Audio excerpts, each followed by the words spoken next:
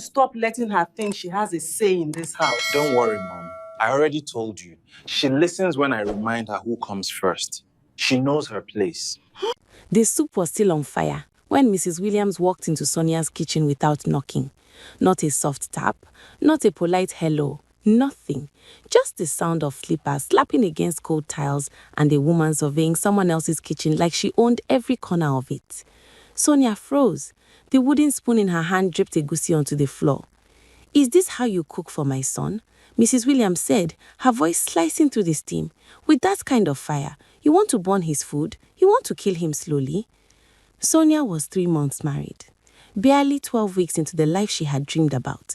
The quiet mornings, the matching cups, the warm weight of a husband sleeping beside her, and already something felt wrong. Not wrong the way you scream about, wrong the way you ignore, the way you tell yourself she's just protective, she's her mother, it will pass. It did not pass. She remembered their wedding day, the way Fred had held her hand at the altar, voice trembling as he said his vows. She had believed every word.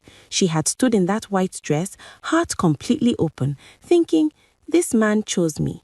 This man will always stand by me. She did not yet know that Fred had never truly stood anywhere on his own. That evening, after Mrs. Williams left, Sonia turned to Fred. He was sitting at the dining table, scrolling his phone, completely unbothered. She stood in the kitchen doorway, still holding the spoon, waiting for him to say something.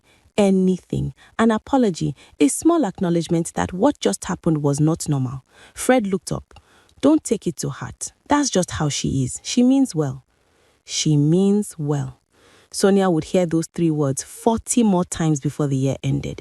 It would become the wall Fred hid behind every single time his mother crossed a line. And the lines kept moving. Every week they shifted. Every week Mrs. Williams took one more step deeper into their home, their routines, their private corners. And Fred held the door open every single time. What they ate, Mrs. Williams decided. Where they spent their weekends, Mrs. Williams decided. How Sonia dressed when they visited family, Mrs. Williams had an opinion. At first, Sonia thought it was temporary, a phase, a mother struggling to let go of her only son. She told herself to be patient. She smiled through clenched teeth on Sunday lunches. She bit her tongue when Mrs. Williams rearranged her kitchen shelves during unannounced visits. She swallowed her humiliation like medicine, bitter, burning, but she told herself it was for the marriage. She was building something. She had to protect it. But she was the only one building. And a woman cannot hold up a house by herself forever. She gets tired. She gets quiet. And when she finally speaks, she does not whisper. The cracks were already there. She just wasn't ready to look at them yet. It started small, the way most dangerous things do. One evening, Sonia told Fred something private. She had been struggling emotionally. The loneliness of the marriage was beginning to settle on her chest like a stone. And so she opened up to her husband the way a wife is supposed to. She told him she felt invisible, that she felt like a stranger in her own home, that sometimes she cried in the bathroom because she didn't know how else to release it. Fred listened. He held her hand. He said, "I hear you." 2 days later, Mrs. Williams called Sonia on the phone. "I heard you've been feeling sorry for yourself," she said, her tone sharp and casual at the same time, the way someone speaks when they have already decided they're right. "Sonia, marriage is not a nursery school. Stop being dramatic and be a good wife to my son." Sonia stood in the middle of the living room, phone pressed to her ear, the blood draining slowly from her face. He told her. He actually told her.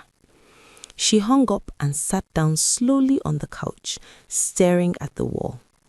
The room felt different suddenly, smaller, like the walls had moved 2 inches closer while she wasn't looking. Like the home she had tried so hard to build had quietly become a place where she had no privacy, no protection, and no partner. She confronted Fred that night. "You told your mother what I shared with you in confidence?" Fred shifted. He didn't deny it. He didn't fully admit it either. He did what he always did. He softened it, wrapped it in words that made her feel like the problem. I was just asking for her advice. She's experienced. She knows about marriage. Fred, Sonia's voice was quiet, dangerously quiet. What I told you was private. It was between a husband and a wife. You took it to your mother. She's not just my mother, she's wise. She called me dramatic, Fred. She called me dramatic using words I gave you in tears. Silence. He looked away, and in that look, that sideways, uncomfortable, guilty look, Sonia saw the truth clearly for the first time. This was not going to stop. This was not a phase. This was who Fred was. A man so deeply tied to his mother that he could not hold a secret, could not make a decision, could not even comfort his own wife without running to report it first. From that night, Sonia became careful. She stopped sharing. She locked her inner world away and carried it alone. She stopped telling Fred when she was sad, when she was struggling, when something hurt, because she knew anything she said would travel directly to Mrs. Williams, and Mrs. Williams would use it like a weapon. The marriage became a performance. Sonia played the role of wife in a house where she had no real power. She cooked, she cleaned, she smiled at the right moments. She said yes, ma, when Mrs. Williams spoke, and I'll think about it when Fred brought his mother's instructions dressed as his own ideas. She performed the marriage every single day while quietly starving inside it. And the loneliness, the kind that is worse than being alone because you are alone beside someone, settled into her bones and stayed there. By the second year, there was a system, an actual functioning system that nobody had spoken out loud, but everyone followed. Sonia would cook. Mrs. Williams would tell Fred the food needed more seasoning. Fred would come to the table and say, "Babe, the soup is a little flat today." He would say it like it was his own observation, like he had not just spoken to his mother 20 minutes before dinner. Sonia knew. She always knew, but she said nothing. Mrs. Williams decided they needed a bigger apartment, one closer to her own house, naturally. She presented it to Fred as a good idea, a wise investment, a mother's love. Fred brought it to Sonia as if it were his own decision. My mother found a place, 3-bedroom, nice area. We should move. Fred, we just settled here. I like where we are. She already spoke to the landlord. Sonia stared at him. She already spoke to the landlord. Sonia, don't start. I'm not starting anything. I'm asking. Does your mother make our decisions now? Does she choose where we live? What's next, Fred? Does she decide when we have children? Does she choose that too? Fred's jaw tightened. You are being disrespectful. I'm being your wife. They moved into the apartment 3 streets from Mrs. Williams, and once they were closer, the visits became daily, sometimes twice daily. Mrs. Williams would arrive in the morning while Fred was getting ready for work, sit in their living room, eat their breakfast, and comment freely on everything. The curtains, the carpet, the way Sonia wore her hair, the way she greeted guests, the way she laughed too loudly for a married woman. Sonia began to notice something deeply disturbing. Fred did not make a single decision without first consulting his mother. Not one. He called her before accepting a work transfer. He called her before agreeing to attend his own friend's wedding because it was out of town. He called her before they bought a new television. A television. And each time Sonia tried to reach him, really reach him, the way a wife reaches for her husband, she found his mother already standing there between them, taking up all the space. One night, Sonia lay in bed staring at the ceiling while Fred slept soundly beside her. She thought about her own mother, who had raised her to be strong, who had told her that a good marriage was built by 2 people who faced the world together. She thought about what she had instead. I didn't marry a husband, she thought in the dark. I married a son, and his mother never gave him back. The worst part was not the control. The worst part was a discovery she made quietly, through small conversations with Fred's older relatives, whispers at family events, careful words from an aunt who had watched it all for years. This was not new. Fred had never made a decision without his mother, not as a teenager, not as a young man, not now. His mother had raised him not to need her less as he grew, but to need her more. She had built a son who could not stand without her shadow, and she had done it so slowly, so completely, that Fred himself did not see it. He called it love. He called it closeness. He called it family. What it actually was a cage, and Sonia had walked straight into it on her wedding day, dressed in white, smiling for photographs. She was not losing Fred to another woman. She was losing him to a woman who had never let him go in the first place. It was a family gathering. Mrs. Williams' birthday. Extended family, neighbors, church members, 30, maybe 40 people packed into the compound. The kind of gathering where everyone is watching, where everything means something, where what happens in public follows you home and lives there for years. Sonia had cooked for 2 days straight. She had not been asked to. She had decided on her own, quietly, without announcement, that she would show up fully. She would be the daughter-in-law nobody could criticize. She made jollof rice, fried chicken, moi moi, pepper soup, chin chin, and a birthday cake she ordered from a bakery 2 towns over. She had organized everything, arranged the tables, set the decorations. She had even ironed the tablecloths herself at midnight because she wanted everything to be right. She had done all of it, hoping, somewhere deep and still foolish inside her, that this would be the day Fred finally saw her. That he would look at everything she had done and feel something, pride, gratitude, love. That he would stand beside her at that party like a man who knew what he had. She was arranging plates when she heard Mrs. Williams' voice cut across the compound. Who told Sonia to touch my kitchen? Did anyone ask her to cook?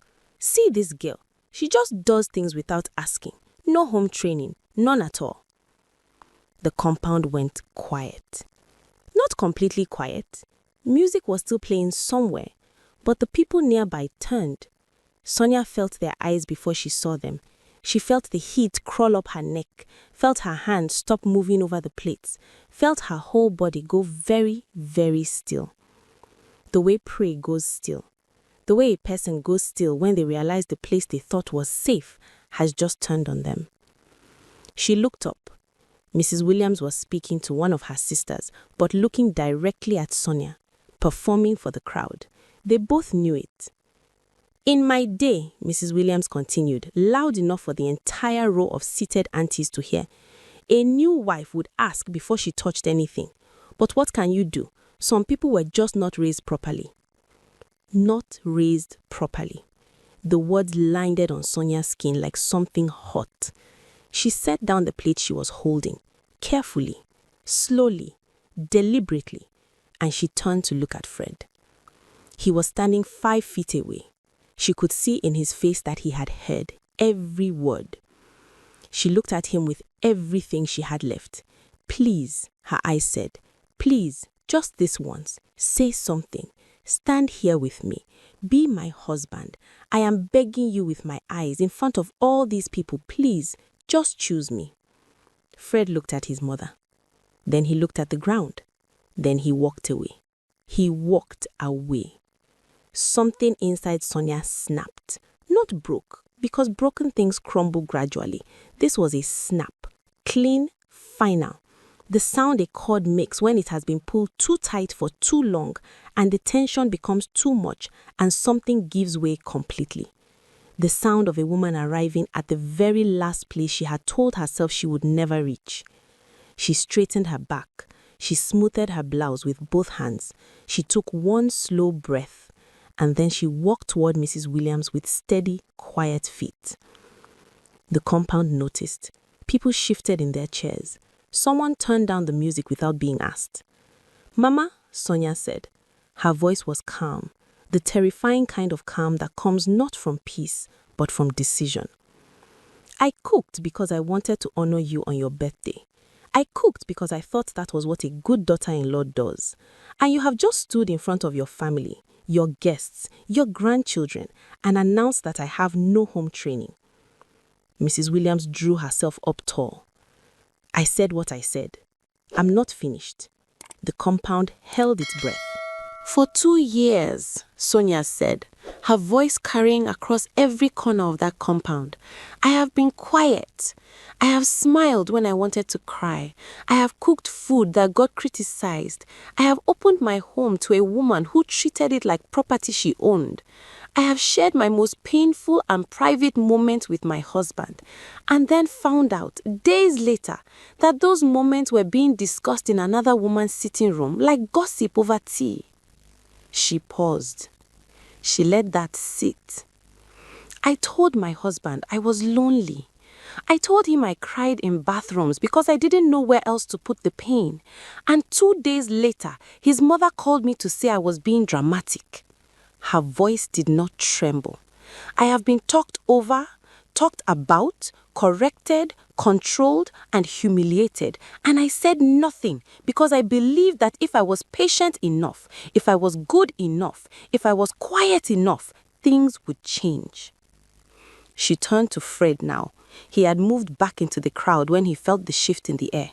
He was standing at the edge of it, his face tight, his jaw walking like he was chewing on words he couldn't decide whether to say. Fred. Just his name and the weight of 2 years inside it. I did not marry your mother. I married you. But in 2 years, I have never once felt like I was truly your wife, because every decision, every conversation, every private thing between us, it all passes through her first. You report to her, you consult her, you protect her feelings before you protect mine, and I let it go. Again and again, I let it go. Fred stepped forward. Sonia, this is not the place. You made it this place. You made it this place the moment you walked away instead of standing beside me. I needed you 5 minutes ago. I needed you to be a husband. And you looked at your mother, looked at the ground, and walked away in front of everyone who knows your name. An auntie in the back murmured something. Someone else hushed the children. The truth is, Fred, I have spent 2 years competing with your mother. And the most painful part? Sonia's voice broke. Just slightly, just enough to be human, not enough to stop her. I was never supposed to be competing with her. She is your mother. I was supposed to be your wife. Those two things were never meant to be in a fight. You were supposed to make sure of that. That was your job, and you never did it. She looked at Mrs. Williams one final time, not with hatred, with something sadder than hatred, with the look of a woman who finally understands the full picture and wishes she didn't.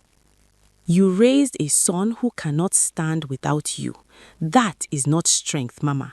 That is not love. That is a man who was never allowed to grow up, and I am done paying for it. Then she turned back to Fred and she said the words that would echo in that compound long after the party was over, long after the food was packed away, long after everyone drove home and lay in their own beds, staring at their own ceilings, thinking about what they had witnessed. I didn't marry a man, I married a mommy's boy. The silence was absolute. I am giving you a choice right now in front of everyone who loves you and everyone who is watching. Her voice was steady as stone. Be a husband or remain a son, but understand this clearly. You cannot be both, not in my marriage, not anymore. She waited. The whole compound waited. Fred opened his mouth. He looked at his mother, and that look, that instinctive, automatic, helpless look toward his mother's face, even in this moment, even now, said everything that needed to be said. Sonia saw it. Everyone saw it. She nodded, slowly, the way you nod when something you feared turns out to be true, and you have to make peace with knowing. The look of a woman putting down a load she had been carrying so long, her shoulders had forgotten what it felt like to be free. She picked up her bag from the table she had decorated, beside the cake she had ordered, at the party she had cooked 2 days to make beautiful. She walked through the compound with her head level and her steps even.